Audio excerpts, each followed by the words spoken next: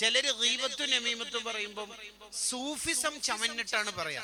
ഉദാഹരണത്തിന് ഞാന് കൂടുതൽ പറഞ്ഞാല് അയാളുടെ പേര് പറഞ്ഞാൽ നിങ്ങൾക്ക് മനസ്സിലാവും അയാളെ, അതുകൊണ്ട് ഞാൻ പേര് പറയുന്നില്ല, കാര്യം പറയാം.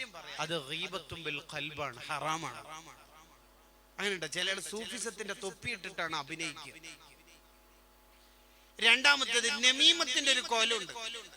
ഇന്നാലിന്നാള് നിങ്ങളെ പറ്റിട്ട് പല കാര്യവും പറയുമ്പോ ഞാനാ ബ്ലോക്ക് ചെയ്തത്, മാന്റെ അങ്ങേയറ്റം. ഇന്നാലിന്നാള് നിങ്ങളെ പറ്റിയിട്ട് ഒരു കാര്യം മീറ്റിംഗിൽ പറയുമ്പോ മഹാനായ ഞാൻ സൂഫിയും ആലിമുൽ അല്ലാമ മണ്ടാമ അയാളെ ബ്ലോക്ക് ചെയ്തെന്നാ പറയുന്നത്. അത് ഗീബത്തുമാണ് നമീമത്തുമാണ്, രണ്ടുമാണ്. അയാൾ പറഞ്ഞതെന്ന് പറയാ, അയാളെ കുറ്റം പറയുകയും ചെയ്യാം.